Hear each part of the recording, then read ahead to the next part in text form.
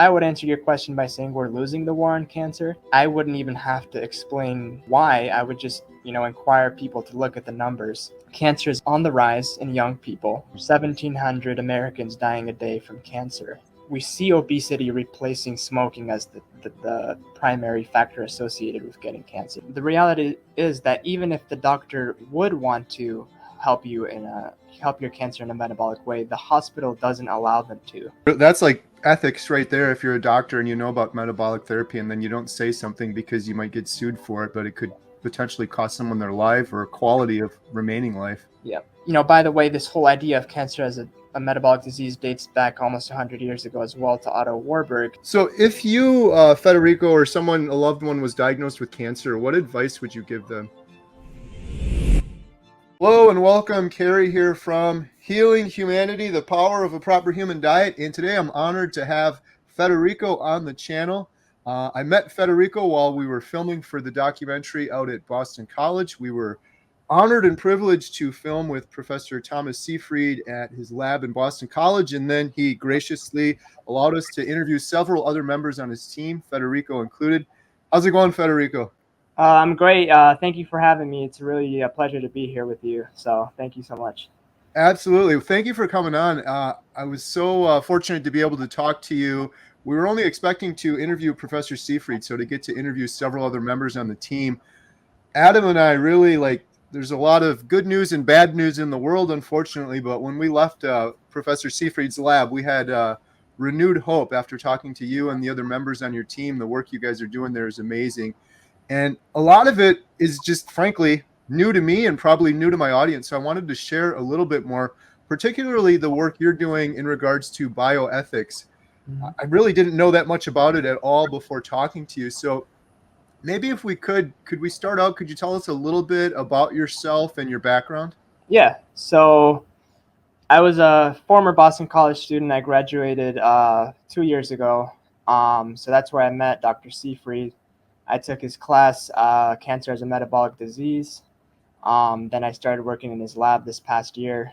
And really what I do in the lab is bioethics, as you said. I'm doing my master's in that this upcoming year. And I'm really looking at, obviously they're doing the scientific part of the research, and I'm more so looking at the ethical implications of what a lot of their doing is bringing up to the field, Right. And so could you talk, before we talk a little bit more about the bioethics, could we talk a little bit, you mentioned you took Professor Seyfried's class, Cancer as a Metabolic Disease. Could we touch on that a little bit more, just for those out there? Probably a lot of people like me, I've always heard that cancer is genetic or it's a fluke. We really don't know the cause. Can you talk about cancer as a metabolic disease? Yeah, so I was just like you, and really just like most people. When I entered college, I was a biology major, so I took genetics, and of course in that class they went over cancer as a genetic disease, what's called a somatic mutation theory of cancer, which basically the gist of that is that it's the DNA mutations that cause the irregulated cell growth, which is what cancer is, right? Proliferating cancer cells out of control. So it wasn't really until I took Dr. Seyfried's class my senior year, which shows a different theory on how cancer originates.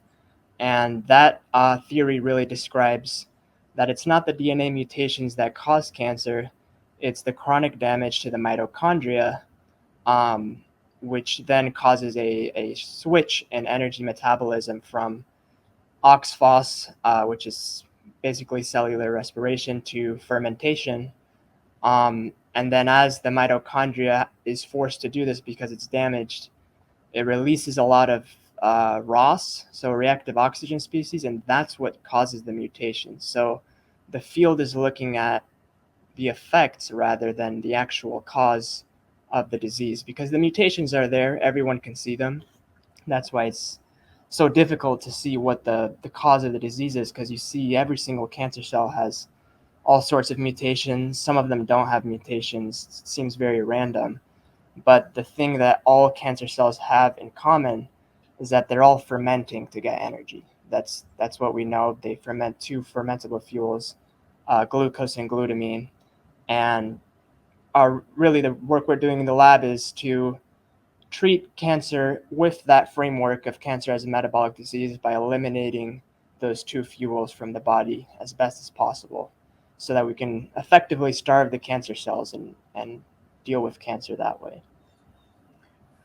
Yeah, so like for me, like a layman's perspective, it's like if cancer was mostly just caused by genetics, it seems odd that there's such a huge uptick in cancers recently. Wouldn't there always have been this trend? Like I heard a stat recently, 40 and 50-year-olds are being diagnosed with cancer. It's just remarkable numbers that we've never seen before.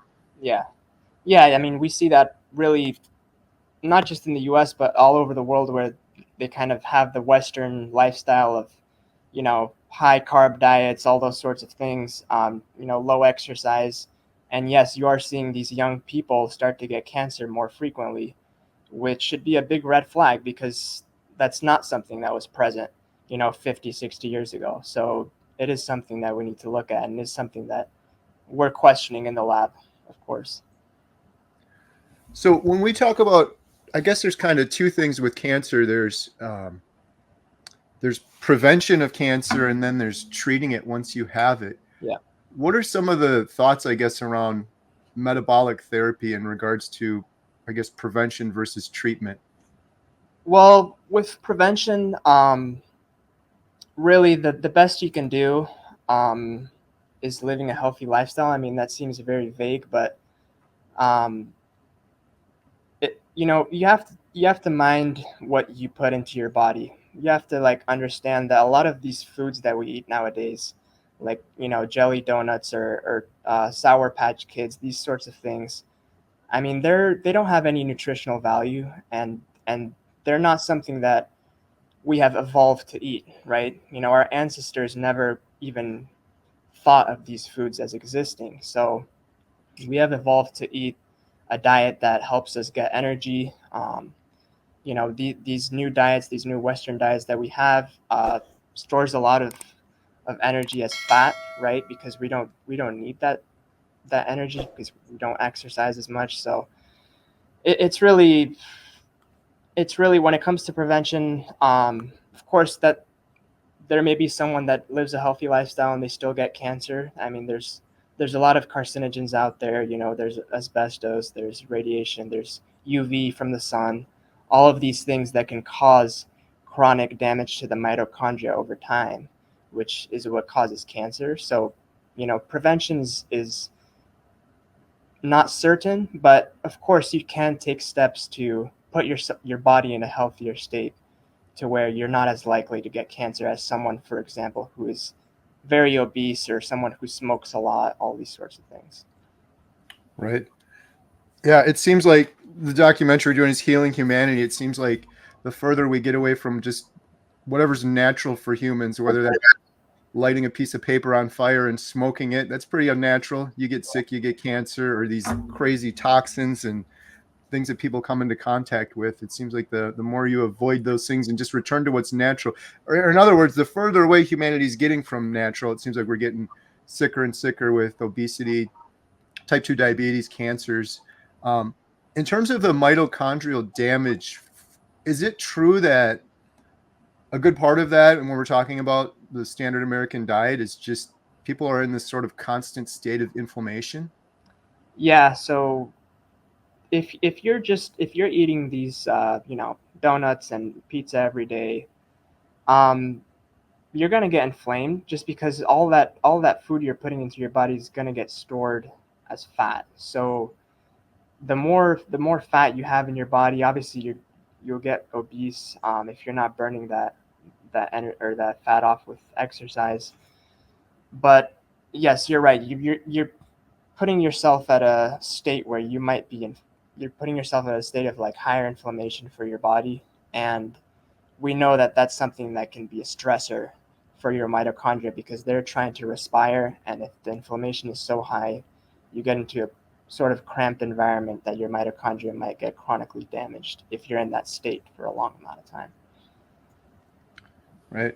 That's one of the things we're finding with this documentary, interviewing people more and more. And I guess my own story in particular, it seems like a lot of people are in that state of chronic inflammation, or they have problems with their insulin, and it inevitably leads to type 2 diabetes or autoimmune disorders or all of these other things. When we interviewed Professor Seyfried earlier on my channel, one of the things he said that really stood out to me was it's amazing when people do metabolic therapy because they're healing all of these other things like type 2 diabetes. And it just makes sense because, like, if I were diagnosed with an advanced stage cancer right now, if my immune system was weakened and I'm trying to fight type 2 diabetes or inflammation in my body, just having a stronger immune system only makes sense that it would be that much more beneficial to help fight the cancer itself. Going into cancer or COVID for that matter, these other things that we've had with a weakened immune system because our bodies are so highly inflamed, it makes sense why people are struggling with those things more. I wanted to ask you more specifically, like, if you were to get cancer, a loved one would, like, what exactly is metabolic therapy? What would we do? But I want to save that one for a little bit later. I was hoping to dig in a little bit more on the bioethics. I really wasn't familiar too much with that before, and it was very interesting what you're telling me. So could we dig into that a little bit more? Like, for Yeah. example, what is a typical career you would get if you had a bioethics major? So there's a lot of different routes you can go as a bioethicist. Many hospitals, I think all hospitals actually, need to have a clinical bioethicist on site. So usually these are the people that make decisions on, if there are people at the end of life care and they're showing that they don't want to be treated anymore. They're the ones that have to talk with the family or, you know, get that decision or get that action to, withdrawing treatment. These sorts of things, that anything that requires some sort of ethical consideration in the hospital is usually done by a clinical bioethicist. There are also research bioethicists. So when, we're conducting clinical trials, or doctors are conducting clinical trials on for cancer, for example, there are strict ethical guidelines for choosing patients because, obviously you have their lives in your hands. Especially when you're trying new treatments out, you need to inform them of the benefits and the risks of these treatments. So really all that sort of work is done by a bioethicist. And then also there's the large scale bioethicists, which deal with policies. So in the lawmaking field, um, basically trying to maximize the rights of the patient when it comes to autonomy, informed consent, those sorts of things. There's so many career choices. This seems really like a kind of a noble choice to go down. What kind of led you in this direction? I think for me, I really started to get interested in maybe my sophomore year, just because I was already interested in philosophy. Many people like to describe bioethics as kind of the merge between biology and philosophy. Um, and I really got into it, and specifically when I took this cancer class, when it all kind of came together for me, because I saw a very big bioethical dilemma uh, wrapped around this whole issue of treating cancers with treatments like chemotherapy and radiation, which weaken you, put you in a state where you're vulnerable.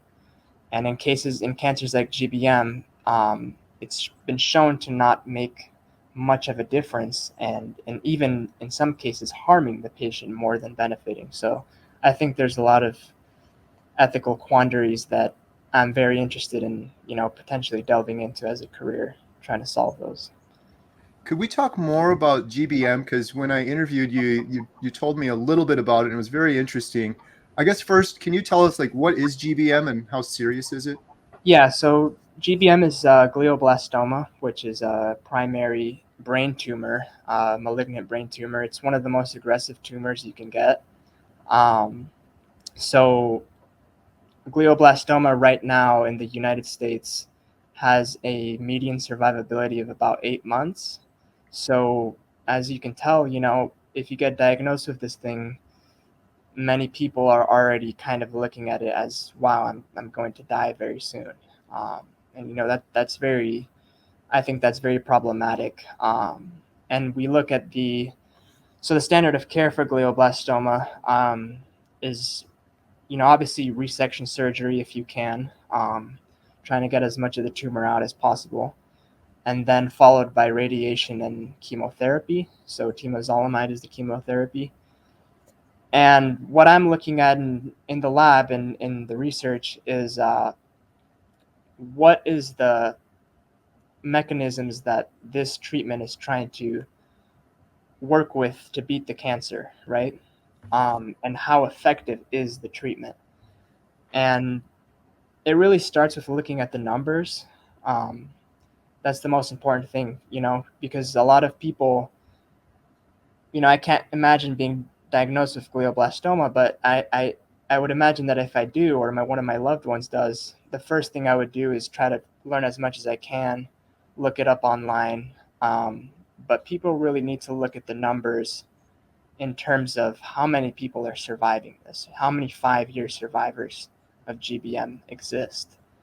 And the harsh reality is that there's not many. And we see, in the Seyfried lab, we talk about the failure of cancer treatment around the world. And this specific case is where we can see it most evidently. So that's why we focus on GBM so much in the lab, is because we can see everything we're doing and everything we're talking about ties into GBM, just because that's where you can see it on the numbers. And can you talk a little bit more about the standard of care right now and sort of some of the differences, what you were seeing before versus now? Yeah, so we really look at the history of how GBM was classified in the United States. So it's first came up in 1926, so almost 100 years ago, by Harvey Cushing and Percival Bailey. I think those are their names. So they did a clinical trial with glioblastoma almost 100 years ago. Back then, the standard of care was only surgery, so no radiation, no chemo. That didn't exist yet. And the median survival back then was 12 months. So if we look at today, across clinical trials, it's around, there's a varying range from 8 to 16 months. So, it's difficult to quantify because, we have some clinical trials which failed miserably. We have several of them which had 8 months or lower. And then we have some that did all right. I think the highest one is 20 months, and that's with the tumor treating fields, which got approved in the standard of care. It's a brain cap you put on that delivers electric shock pulses. So you have to take that home with you, and you have to shave your head and apply that to yourself. But even with the 20 months in that clinical trial, which is seen as the golden standard for GBM, half of the patients in that study, in that clinical trial, were dead within 2 years. So although it is classified as a success in the field, in the grand scheme of things, we're still failing the vast majority of these patients, because they're not surviving past 2 years. Very, very low percentage of people are making it past that, and that's something that we look at in the lab with a lot of difficulty, but also a lot of hope, because we have some patients that have avoided the standard of care and treated cancer as a metabolic disease, and they've done very well. I think you know of Pablo Kelly, who's a 10-year survivor of GBM. I specifically know a couple others. Al McCraw is also a 10-year survivor. And then Casey West he's pretty vocal about his GBM. I think he's on Instagram describing his story. He is 29 months post GBM. And all three of these people didn't do the standard of care, and they're treating cancer metabolically. So that's really what we're looking at in terms of GBM. So are you saying they didn't do any chemo or radiation and strictly metabolic therapy? So they did the resection surgery. Obviously, that's needed regardless, but they did not do radiation, and they did not do chemotherapy. Wow. Are you seeing any other examples of people having that success that are just doing standard of care? So there are cases of people doing the standard of care and surviving, past 3-4 years, but not at the quality of life that guys like Pablo Kelly are at, because these cancers are recurrent. You know, you're gonna have to keep doing rounds of chemo, rounds of radiation, and the reality is they may be surviving, but you know they're pretty much restricted on their bed, weakened. You know, it's not the quality of life that one would probably want, you know, for survival. So it's important to look at that as well. Right. It's probably amazing when you're looking at all of this data for GBM. Then you see these couple outliers, these positive deviants. They're doing something kind of drastically different than everybody else, like Pablo Kelly is, but he's having amazing results. It's like we need to, that's where you got to put the effort and pay attention to things like that. Yeah. Can you talk a little bit more about like the standard of care? The thing that I found frustrating interviewing several people, Jeff DeProsperous, I recently interviewed Jason Watson, on cancer, is they're diagnosed with cancer, and the only option they were given is chemo or standard care. No one talks about metabolic therapy. Yeah. I just don't understand it. As like my friend Jeff was saying, I'm not telling anybody like you should do chemo, you shouldn't. He's doing chemo. But he just feels very strongly that why shouldn't they be given an option to use metabolic therapy as another tool in their toolbox? Is anybody doing that, like putting it out there as an option yet? Well, that's a big question that we're focusing on, because the reality is that even if the doctor would want to help you help your cancer in a metabolic way, the hospital doesn't allow them to, because you have to, as a doctor, provide the standard of care, because that's the only thing that you're liable for. So, for example, if you were to prescribe metabolic therapies and it goes wrong, that would be grounds for the family to sue, right? And the hospital obviously doesn't want that. So they're covered in terms of the standard of care. So that's the only thing that their doctors are legally allowed to prescribe you. Now, whether they mention that to you in the office or in the doctor's room, as a side note, you know, they can say there's several doctors we know on our team that work with our papers that do this, that say, hey, if you want to supplement this chemo with ketogenic diet, it's been shown to improve the efficacy of chemo and shown to improve your quality of life. That's really the highest step we're at, the highest step we can possibly get, just because we have that roadblock with what the hospitals allow. Right. Yeah. Yeah, it's real. That's like ethics right there. If you're a doctor and you know about metabolic therapy, and then you don't say something because you might get sued for it, but it could potentially cost someone their life or quality of remaining life. Yep. Exactly. Wow. Quick interruption. Thank you so much for watching. If you're interested in learning more about our documentary, Healing Humanity, The Power of a Proper Human Diet, or supporting it, please visit donate.healinghumanity.movie. Our goal is to reach millions of people that are hopeless right now, and sharing the examples of real people over the course of 1 year that are undertaking a proper human diet to overcome obesity, type 2 diabetes, depression, anxiety, fertility issues. We couldn't do it without you. We thank you so much. We are also selling these shirts, Healing Humanity, The Power of a Proper Human Diet. Every penny we get from those goes towards the documentary. And last, we have memberships. If you click the little join button, it's best to do it on desktop. Under any one of my YouTube videos, you can join and become a member. We have hundreds of members right now. We do members only videos. We do members only behind the scenes. You can email me as a member and I'll answer you. And every penny from that goes to support the documentary. And the last thing is we have these Redmond's portable salt shakers. These things are awesome. You can get the best salt. You can take it with you. We sell these on the website along with our water bottles and cutting boards, and every penny from all of those goes 100% towards supporting the documentary. You can also sign up for our newsletter, which is completely free. All of these links are in the description below. Thank you so much for your support. Now back to today's video. That's why it seems like this whole thing almost needs to be more grassroots. Individuals have to make the decision. I did several videos with Professor Seyfried and Jeff, and I got a lot of questions afterwards. I want to do that, but where can I find a doctor? And it's, to your point, it's almost impossible. But I always try to tell people, it's like a lot of the stuff my friend Jeff is doing, it would be wonderful if his doctor was on board, but doing a ketogenic diet or fasting, people have been fasting since the start of time. It's not something that you necessarily need to have a doctor on board with in order to do. So, Yeah, and that's what we've talked about in the lab and with you, is that a lot of a lot of the weight gets transferred to the patient's shoulders when you're treating cancer metabolically, and that's a good thing, because sometimes you might feel powerless if you're walking into the room and they're prescribing you these treatments that you don't know how they work, right? It's a pill, or you get put into this massive machine. You really don't know. The common person might not know how that works, why it works, whether it doesn't work.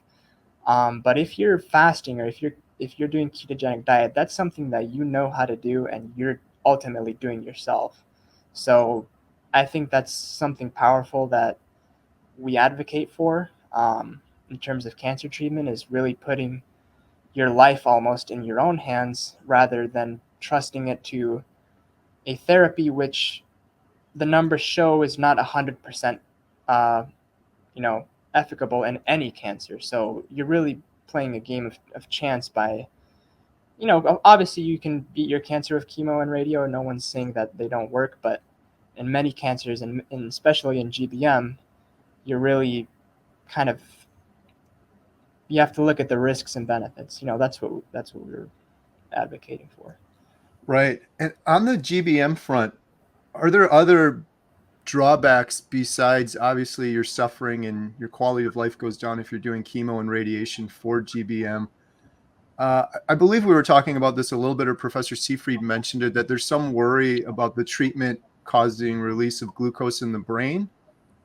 Yeah. So the main reason that we believe that the standard of care is failing and it hasn't shown any significant improvement in the last 100 years, um, is because the very treatment itself is releasing massive amounts of stored glucose and glutamine in the brain, which, of course, are the two fermentable fuels that the tumor cells use to grow. So it really just follows logic to see that if radiation, obviously radiation swells the brain, and when you swell the brain, it releases glucose into the tumor microenvironment, just as a mechanism of swelling. That's what swelling is. So you're really giving your tumor cells more energy by radiating yourself. And another problem is the vast majority of GBM cases are the tumor cells are infected with CMV, so human cytomegalovirus, and that virus actually acts as a turbocharger for the uptake of glucose and glutamine. So it's really increasing the uptake of your tumor cells even more with how much glucose and how much glutamine they're taking in. So that's why we can see this, or that's why everyone describes GBM as such as an aggressive cancer, because it grows and it ferments energy so fast. Hmm. So part of your work you were mentioning before as a bioethicist was actually approaching or calling or just trying to start a friendly conversation with some oncologists that are treating GBM, saying, look at these numbers 100 years ago versus now. How has that gone for you? So I've reached out to several oncologists, neuro-oncologists. I actually was able to contact Roger Stoop, who is the guy that led the team that came up with the standard of care in 2005.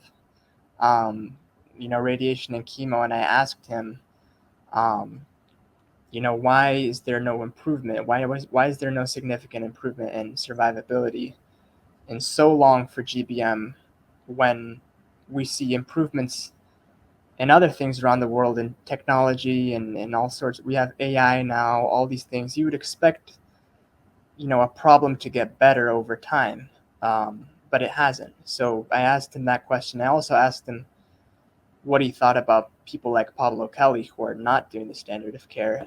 And in terms of Pablo Kelly, he got called a fluke and was kind of disregarded right away, because he was an IDH1 mutant, which is seen as a good prognostic factor for GBM. Um, but my other question he answered is that, he really deflected the question. He said it's a very aggressive tumor. We're trying everything. We're thinking of using immunotherapies next. So that's actually the main hype in the field right now is CAR T cell therapies for cancer, for GBM. So that's where the field is trending, which again, that's another treatment that's based on the somatic mutation theory of cancer. So it's the T cells are attacking a specific mutation in the cells to dismantle it.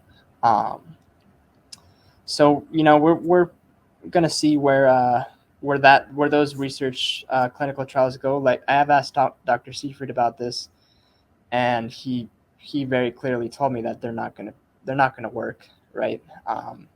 They're not going to show any significant improvement for GBM.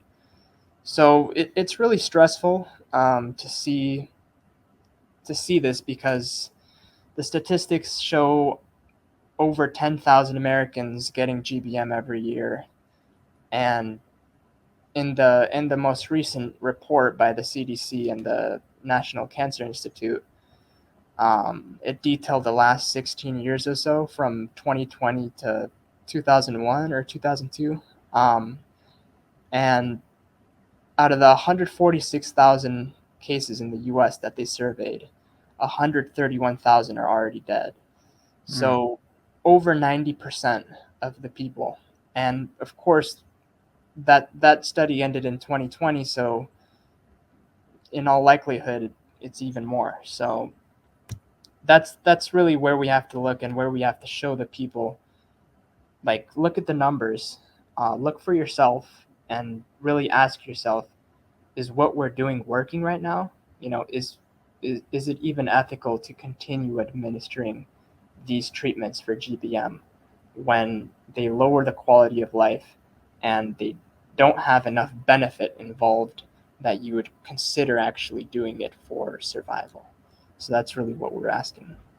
Right. So 100 years ago was only resection, and what did you say it was, like 8 to 12 months survival, or 8 months? 8 to 12 months, yeah. And now 100 years later, currently, they do the brain cap, radiation, chemotherapy, and just to be clear, like that is suffering, right? Like it's not a Yeah, walk in the park by any means, especially with brain cancer. absolutely not. And for the new brain caps, over half of the people in the clinical trial reported, you know, skin toxicity, so rashes all over their Mm. scalp. Obviously, you have to shave your head, but again, you're probably losing your hair anyways because of the other radiation and chemo. So it puts you in a very vulnerable and weakened state. There's no doubt about that. Yeah. And so the survival now, going through all of that suffering and the treatment, is pretty much the same, maybe a little bit better, but it's hard to tell because Well, it's in less. the population level, it's 8 months. So technically, it's worse. Then again, we didn't have population statistics in 1926. We only had the clinical trials. So we don't really know how many people were dying of GBM back then and what the median survival was. But in terms of clinical trial to clinical trial, um, back then it was around 12 months. Now it's about 14, 15 months. Mm. So really barely any progress. Wow. Yeah. Yeah, that's definitely an ethical consideration if I were to get GBM. If do I want to go through all that suffering for the same amount of time? Possibly maybe another month or two extra, or probably not, versus metabolic therapy, but not being able to have that choice going through something like that, I just can't wrap my brain around. Yeah. I guess the cynic in me too is just like, it's so unfortunate that these standard of cares, like you're saying, now they're thinking about immunotherapy as well, but the only options also coincidentally happen to be the ones that make tons of money, where metabolic therapy is like you're fasting and you're eating a ketogenic diet, so the hospitals aren't going to make a lot of money. It's just, I don't want to be so cynical, but it seems like that's playing into it somehow. Well, it definitely is because at the end of the day, it is a business, and especially in the U.S. healthcare model, which is for profit. Um, you look at things like the immunotherapies right now for GBM, for example. If you want to try being in a clinical trial for the immunotherapies, it's $100,000. So the average American is not going to be able to afford these anyways. And if they do by any chance, you're putting yourself not only at risk for uh, toxicity and because those are also toxic therapies.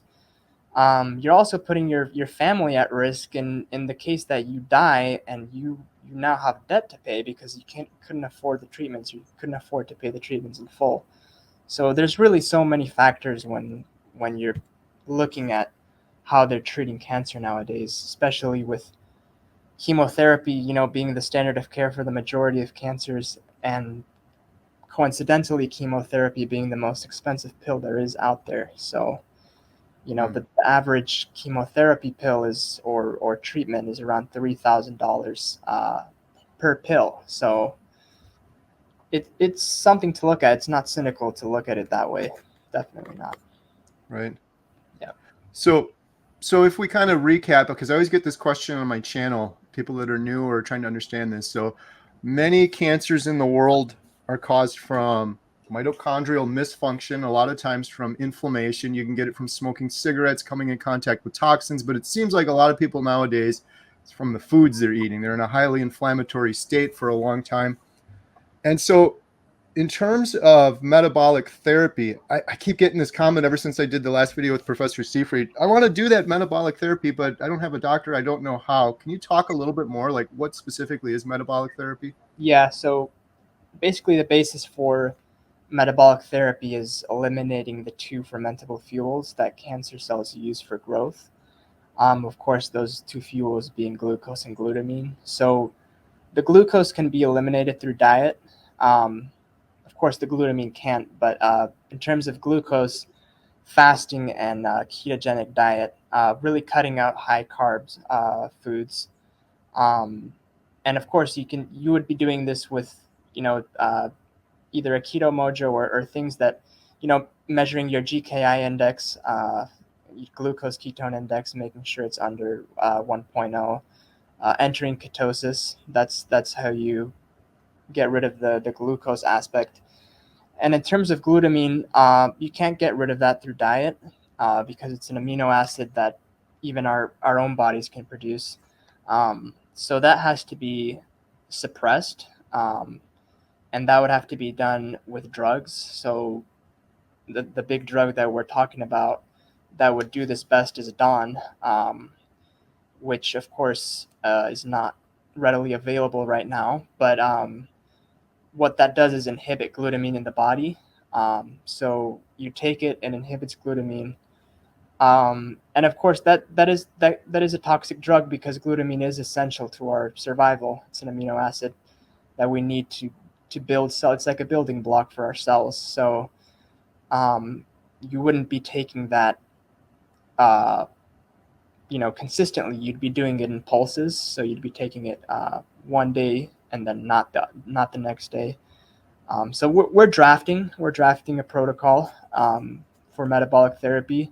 Again, we receive a lot of emails and a lot of stressful texts about we can't get done, so we can't do this metabolic therapy that you're telling us about to the full extent. We can only do the ketogenic dieting and the fasting. Um, and for that, we say that there are natural glutamine inhibitors out there that are available. Of course, they may not work as well as Dawn, but we know there's the green tea extract, EGCG, which inhibits glutamine, something that someone could try if they're doing metabolic therapy. Um, Water only fasting for long periods of time can also suppress glutamine. Um, but that's our main focus right now in the lab is really looking at that glutamine aspect because that's something that uh, by the way, this whole idea of cancer as a metabolic disease dates back almost 100 years ago as well to Otto Warburg, but he didn't uh, understand the glutamine aspect in his work, so he only described glucose fermentation as the energy metabolism for cancer cells. And through our research, we've been able to show that glutamine can also be fermented by cancer cells. So we're actively working on how to develop a metabolic therapy that addresses those two fuels, effectively starving the cancer cells. And just to give a real world example for anyone that's interested, my buddy Jeff has been using metabolic therapy, and he thanks God for Professor Seyfried because that's where he learned it all from.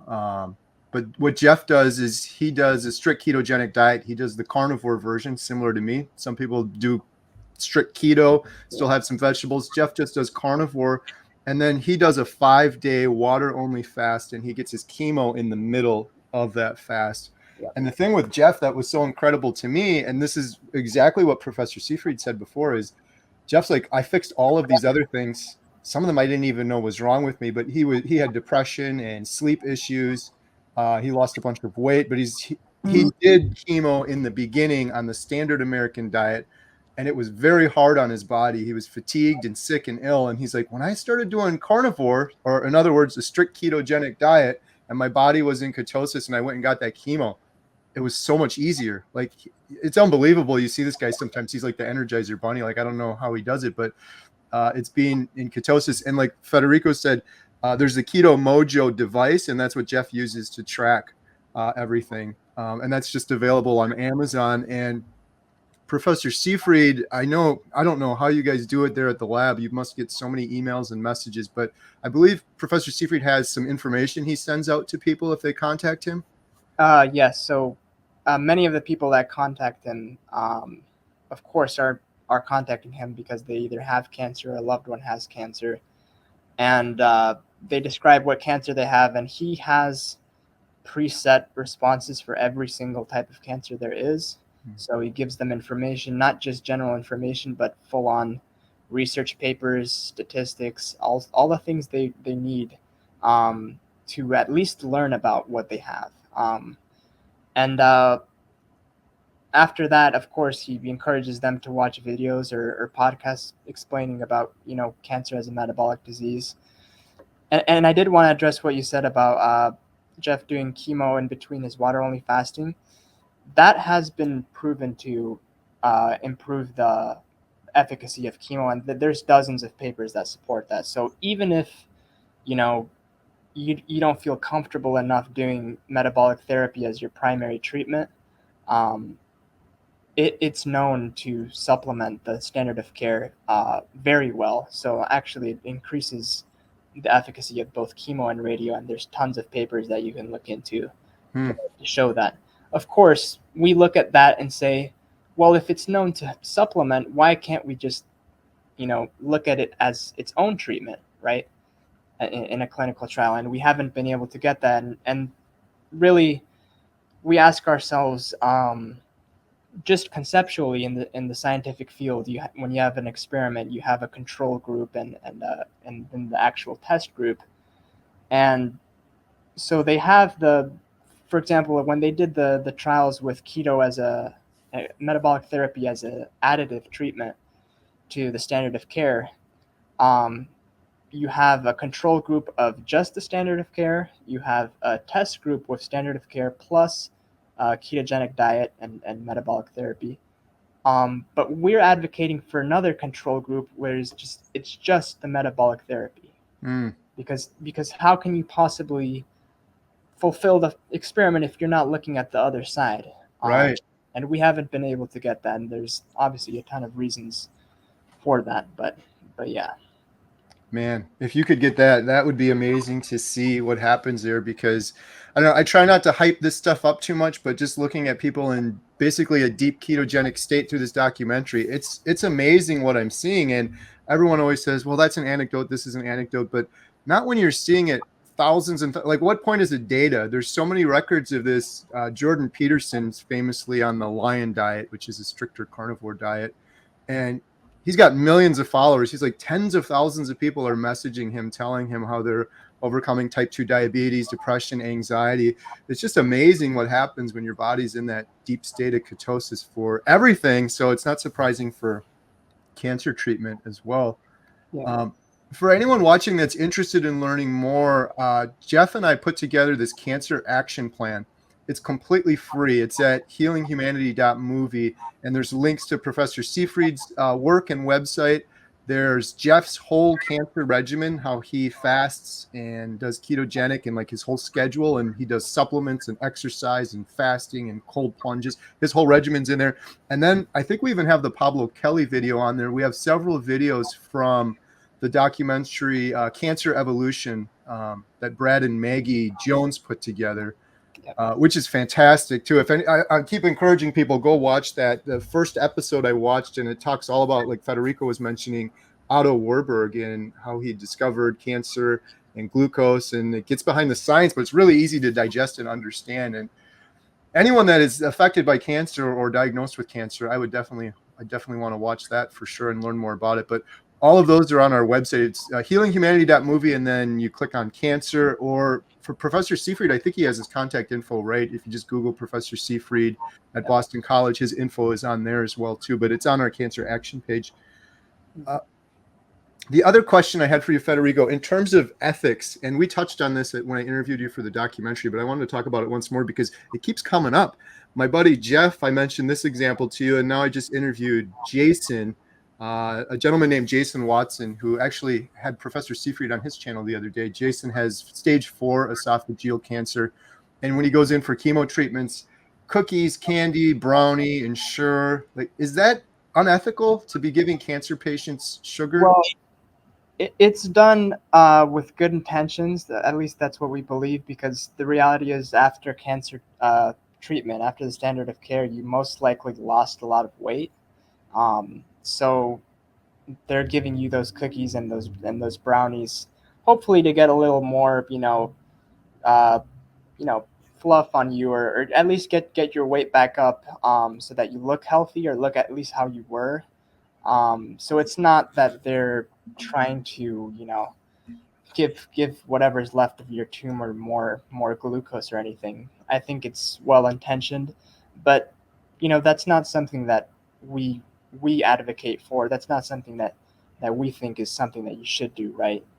We obviously we want you to gain your weight back, but of course that can be done through carnivore diets, or other means, rather than just stuffing yourself with more sugar. Right. Yep. Another question I had for you is, how is this war on cancer going? With all it seems like, I don't know any other cause. Maybe there's another one, but I can't think of just off the top of my head that there's been more effort directed towards, or money going towards, than the war on cancer. Yeah. So yeah, there's billions of dollars, of money spent on cancer research per year. I think actually, I was reading in the news, AstraZeneca just uh, approved a billion plus dollar project in Singapore for treating cancer.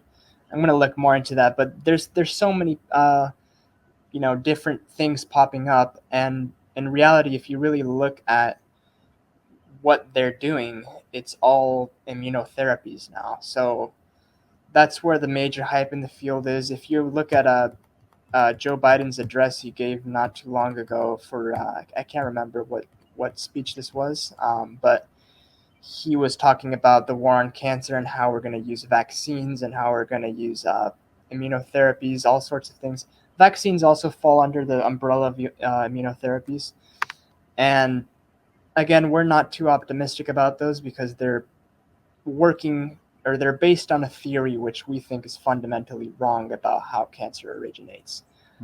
So I think, and when I would answer your question by saying we're losing the war on cancer, and I wouldn't even have to explain why. I would just inquire people to look at the numbers. 1,700 Americans dying a day from cancer. Hundreds of thousands of people dying from cancer a year. Millions, millions, and millions over time. So it's really, there's no way anyone can possibly twist the narrative to say we're winning the war on cancer. It's just not. It's not the reality. In fact, as you were mentioning, cancer is on the rise in young people. We know for a fact that the rising epidemic, really, of obesity in the country is linked to the rising increasing cancer rate. We see obesity replacing smoking as the primary factor associated with getting cancer. So we don't really see how anyone could possibly say that we're winning the war on cancer. Yeah, it's so frustrating because it seems like all of the money's being spent on some sort of band-aid for it instead of like, what is the root cause of this, and let's address the root cause of this. It's like if you never address or admit what the root cause of it is, you're just trying to find temporary band-aids for it. They're never going to fix it. Yeah. So if you, Federico, or someone, a loved one, was diagnosed with cancer, what advice would you give them? Well, the first thing I would do is educate myself, and we advocate in the lab for this all the time. When you get cancer, when your loved one gets cancer, the first thing you should do is it. And of course, many people go on Google and they look up things and they watch videos, but we encourage to go even deeper than that and look into the medical research journals. Look at the statistics first off. Kind of gauge whether the standard of care is really working for your cancer, because in many cases it is. Um, but you need to first educate yourself, know what you have, know what's in your body, and then what I personally would do. Well, really, as soon as I leave the office, if I'm not already on some sort of ketogenic diet, I would switch to that, or I would start water only fasting right away. That's what I would do personally, simply because of my experience in the lab, and I know the benefits of what fasting can do, just in general, in terms of your health, and really examine the risks and the benefits of what you plan on doing. So that's the main thing that comes with bioethics as well. There are four pillars of bioethics in the field: autonomy, so patient autonomy, which basically means you have the right to choose what you want to do. If you want to say, I don't want to do the standard of care because I don't believe it's going to work for me, you have the right to do that, and you shouldn't feel ashamed to tell your doctor that I don't want to do this. And then there's non-maleficence and beneficence, and these two pillars of bioethics are more involved with the doctor. So they're closely tied to the Hippocratic oath that all doctors take, which means that non-maleficence means that I will never intentionally harm the patient I'm treating, and beneficence means that I will do everything in my power to better this patient's life.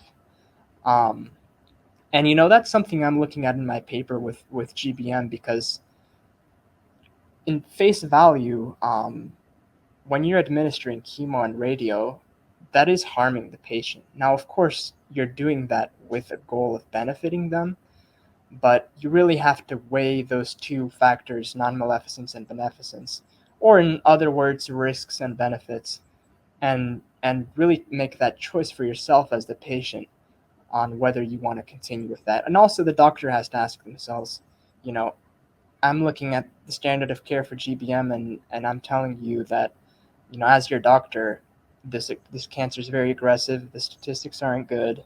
You know, I would encourage you to look into metabolic therapy or something rather that you might be more, at least in terms of quality of life, more attracted to, right? Because you don't see a decrease in quality of life when you go on metabolic therapy. So, and then of course the last pillar is justice.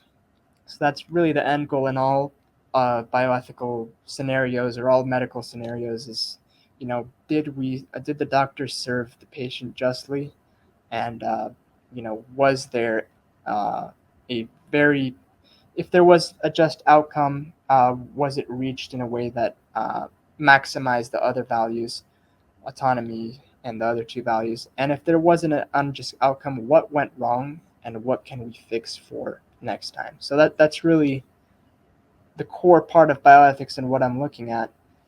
And to answer your question, I know I kind of went on a bit of a rant here, but um, if I had cancer, or one of my family members had cancer, I'd educate myself. I would look at the risks and benefits of either the standard of care or any other therapy I'm considering, and then I would adhere to it, because a big problem with metabolic therapy is that you do have to actually adhere to it or it's not going to work. And that's fully in your power. Of course, it's easier to adhere to the standard of care because you go to the doctor's office and they do it for you. But once again, you have to be in control of your decision. That's really what I would recommend. Yeah. That's great. That's similar advice to some of these folks I've interviewed, like Jeff DeProsperous. One of the big things he mentioned too is exactly what you said. You kind of have to take things into your own two hands. You almost have to become the expert of your cancer, your body, your situation. And like you were saying earlier, then you're really truly fighting the cancer. Then it's in your hands and you're doing it. And it seems like for Jeff and some of these other folks, a lot of them are left sort of hopeless when they're diagnosed because they're just go do chemo or go do this. But mindset plays a huge role into it too. Obviously, it's inevitable. You're going to be stressed and have all these issues. But if you have more control and you have a plan, I think it maybe lessens some of those things, which there's some science too with that. You get stressed, it releases cortisol and you get more glucose released and could perpetuate your cancer possibly, sort of thing. So yeah, I think that's great advice. Having a plan, becoming an expert, doing your own research, taking it into your own two hands and going from there. Yep. And the great thing is, the great thing is that there is no lack of motivation to do that because, especially if you have cancer, your loved one has cancer, you're doing everything you can in most, if not all cases, to help your loved one or help yourself. So it's really not that big of a task for you to become an expert. I mean, you have the time, you know, you have the tools online, you have the papers, you have the information. So that's really what we advocate for the most in the lab, especially since we are uh, bringing up a theory of cancer which is not the dominant theory right now. So the common person would not find this theory, you know, in their doctor's office or even on the National Cancer Institute website, where it says it's a genetic disease. So we really encourage everyone, the viewers and the patients, to learn everything they possibly can about their cancer. And that's one beautiful thing in the time we live in now. We have access to all this information at our fingertips. A lot of people don't use it, or they use this technology and it's kind of a big waste of time flicking through videos. But man, you have access to all sorts of incredible information now. Like Jeff DeProsperous never would have learned about any of this if not for YouTube and finding Professor Seyfried's work, for example, which is, it's all on there. It's all free information. You just got to type it into Google and find it. So, Federico, is there anything else as we end this? We talked about some good stuff and some bad stuff, but is there anything you have some big hope for in terms of the future, in terms of cancer and treatments for it? Yeah, I have a big hope for these flukes that are coming out, because we're seeing more and more of them really every day. We get hundreds of emails a day, and many of them are about people that are already doing this and it's working. If you look at the comments on his YouTube videos, you see a lot of people commenting, my grandmother did this and she's still alive 3 years after diagnosis. I like to read those comments and they give me hope, because I can see the individual lives that, Dr. Seyfried's work and really Otto Warburg's work have changed. So I think that the change is going to come from the people themselves. I think we've kind of established already that it's very difficult to change the institution of power involved in the hospitals and the pharmaceuticals. It really comes down to, because of course another big problem we have with metabolic therapy is the revenue issue, which, because we're not against making revenue on this, because we know that it has to happen if we want to implement it. Of course, we can't really find a way to make revenue off of it. But again, that's really the main problem that's barring us in many ways. But my hope is, yeah, that we're seeing all these flukes come out. We're seeing them use technology to share their stories, advocate for this stuff, show that it's working, and we're seeing it more and more. So I think by next year, next 2 years, we're going to see so many people doing this for their cancer and it working, that it's going to be relatively more known to the fact that now we maybe have people questioning the institutions, trying to advocate for change in the political sphere, all sorts of things. Yeah, that's wonderful. I'm seeing it too. It seems like it's just it's growing very quickly. I've read very many of those similar comments from the flukes. And for anyone watching, I asked Professor Seyfried this before. I'm like, how do we change it? And he said it's got to be grassroots. It's got to be from the ground up. These institutions and businesses, they're not going to do it. So when we see those, or we see interviews like Jeff DeProsperous, or all the people that Professor Seyfried has talked to, we got to elevate those voices, get the word out to people, share it on Facebook, spread it around, because I guarantee you there's so many people out there right now that are touched by cancer that could help. And I think that's the only way we're going to change things going forward, until we get a company. Man, Federico, there should be a company by now, like with this AI stuff coming out. Like, you're diagnosed with cancer. Okay, Carrie, you're this age, this body type. Here's your particular type of cancer. There's got to be some sort of technology that comes out for that could be a profitable business and a win-win, where it's like helps you do some of that research, or looks into like, hey, here's 25 other cases of very similar cancer. Here's kind of what they did, sort of thing. It's going to happen, and hopefully sooner rather than later. But yeah, that's a fantastic idea, really, to use all this technology to our advancement of our work. So, because we're at the stage where we're confident that we know cancer is a metabolic disease. We've seen it in the lab. We've seen it in the research. We've seen it really hundreds of years ago, when 100 years ago rather, that Otto Warburg first described this cancer as a metabolic disease. And as I was telling you, this guy was not any random scientist. This guy was widely regarded as one of the best biochemists of all time.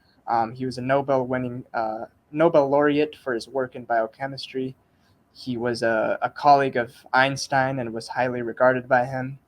So we're really surprised that someone like this was kind of shoveled under um, throughout time. But we're kind of resurrecting his work here.